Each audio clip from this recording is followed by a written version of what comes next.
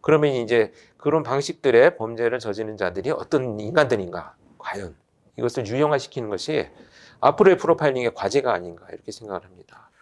향후로는 우리 유튜브에서 지금까지는 이제 연쇄 살인범을 쭉 다뤄왔고, 오늘부터 그 이제 프로파일링 기법이라든지 뭐 여러 가지 이론들을 접목해 가면서 하고 있잖아요. 그래서 이 프로파일링에 있는 이론들, 또 이것들이 실제 어떻게 적용을 했는지, 그래서 이런 것들을 이용해서 현대 사회 범죄 유형 이런 것도 분석을 한번 해보면 좋지 않을까 싶네요.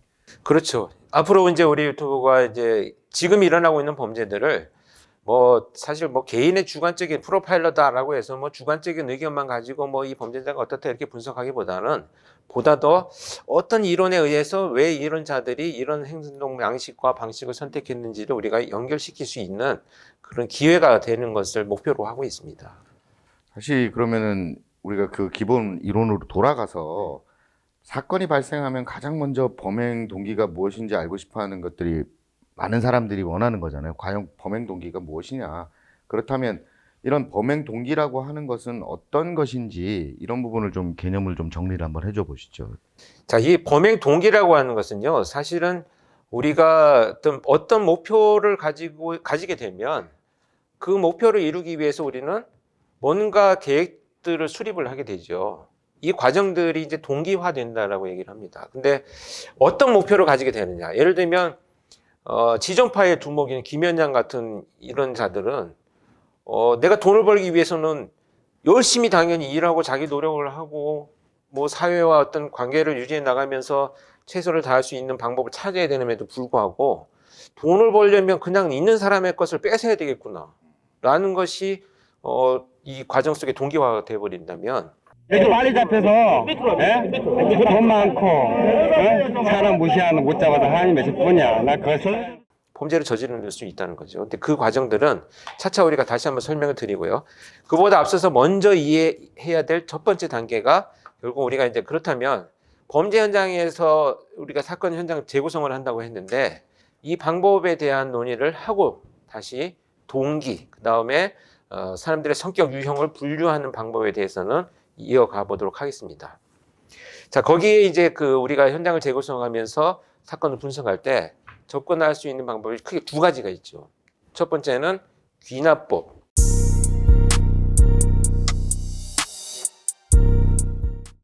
또 연역법.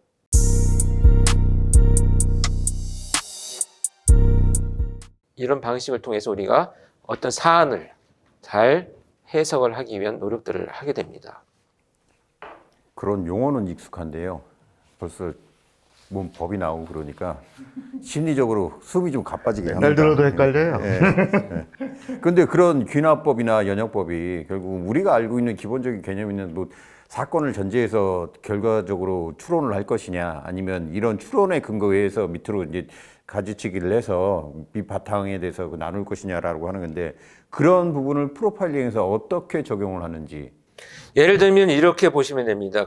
제가 한국의 살인범죄 처음 연구를 시작을 할 때 범행 동기가 무엇이냐에 따라서 범행 도구가 어떤 것이 쓰여지느냐를 찾아봤어요. 이제 연구를 해봤더니 분노나 갑작스런 인과관계가 뭐 예를 들면 뭐 돈을 빌려줬는데 갚지 않았다는 둥, 또 나를 무시했다는 둥, 이렇게 오랫동안 둘 간의 어떤 관계에서 분노가 치솟아서 그 상대방을 공격할 때는 약 80% 정도가 둔기, 그러니까 어떤 이 칼이나 뭐 이런 범행 도구를 쓰는 게 아니고 두꺼운 물체를 가지고 뭐 갑자기 머리를 공격하는 것이 가장 많이 나타나거든요.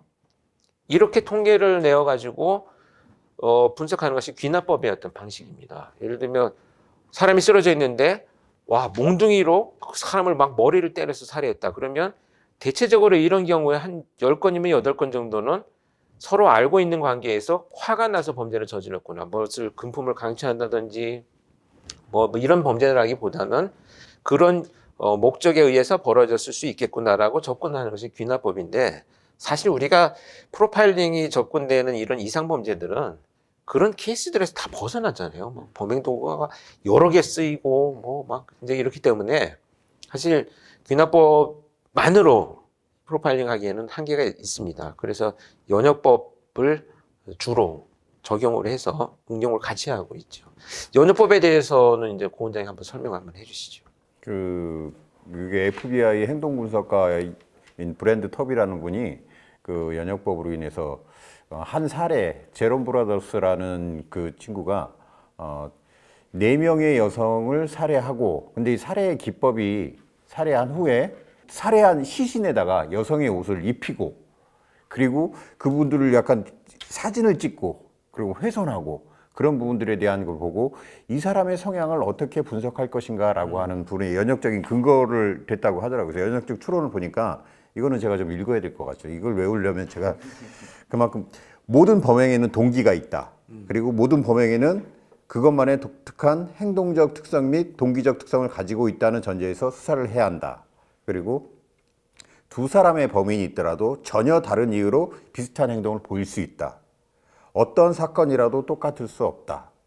인간의 행동은 환경적 요인과 생물학적 요인에 반응하여 독특하게 전개된다.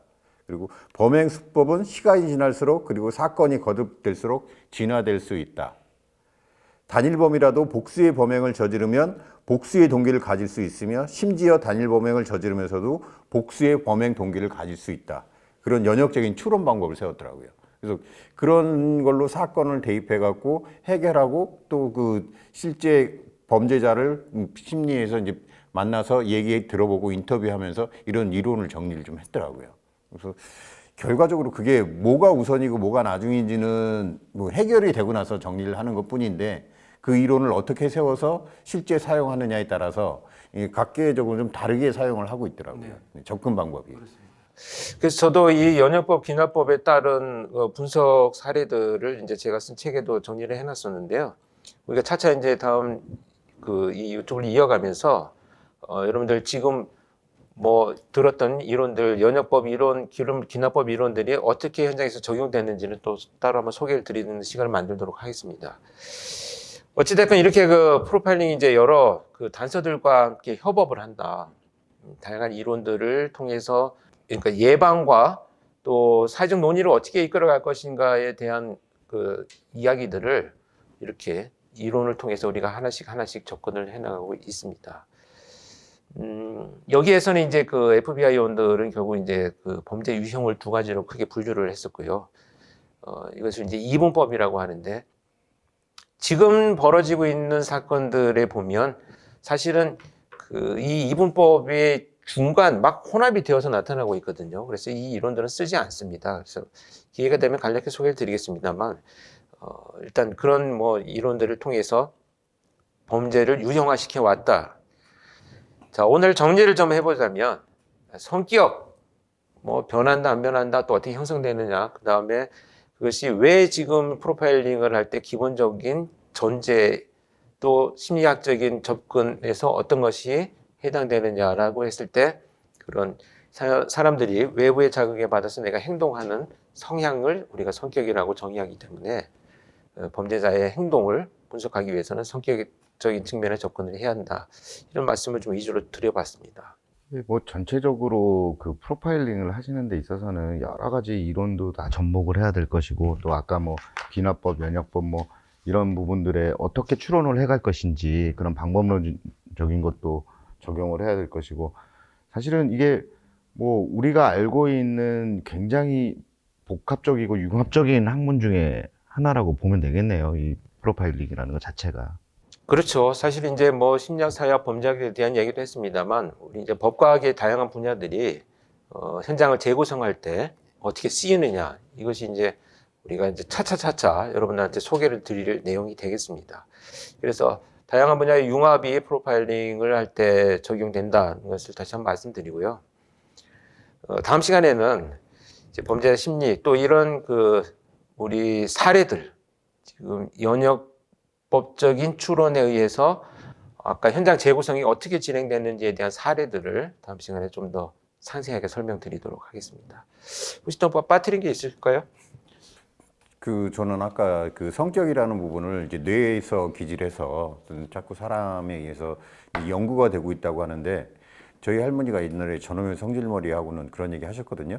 성질머리가 결국은 성격에서 기해나는 거고 뇌에서 하는 거니까 내 성격이 남들이 나보고 성질머리라고 할 때는 좋지 않은 거구나 그런 생각하고 좀 고치는데 노력해야 되겠구나. 고칠 수도 있겠다라는 생각도 합니다. 그 직장에 가끔 보면 이상한 사람들 있잖아요. 그렇죠. 예. 그 사람이 안 보이면 그게 나인 거예요. 정답입니다. 어찌됐건 성격이라고 하는 것에 대해서 우리가 다시 한번 살펴봤고요. 자, 차차차차 여러분들 오늘 조금 어려운 용어들이 나와서 힘들기는 하셨겠습니다만 금방 사례들을 들으시면서 또 이해를 하신다면 보다 더 프로파일링에 접근할 수 있는 계기와 기회가 될 수 있으리라 하는 믿음을 가지고 꾸준히 걸어가 보도록 하겠습니다. 자, 인사를 나누시죠. 예, 뭐 혹시 지금 저희가 좀 하는 것 중에 뭐 일부 오류가 있을 수도 있고 또 좀 더 궁금하신 부분들 혹은 어떤 사례에 대한 경우들이 있으시면 댓글에 좀 남겨주시면 저희들이 댓글 확인하고 또 그 내용을 알려드릴 수 있는 한도 내에서 알려드리도록 그렇게 하겠습니다. 프로파일러를 꿈꿔왔던 꿈꾸고 있는 젊은 친구들한테 혹시 너무 부담스럽고 포기하는 계기가 되지 않았으면 하는 바람입니다. 너무 어려운 학문이구나 그런 걱정하지 않으셔도 저희가 좀 더 차츰차츰 설명을 이해가 좀 잘 되게 연구해 가면서 알려드릴 수 있는 시간으로 만들어 보겠습니다. 예, 고맙습니다, 여러분. 코로나에도 다시 한번 건강과 행복이 가득하시기를 기원합니다. 고맙습니다.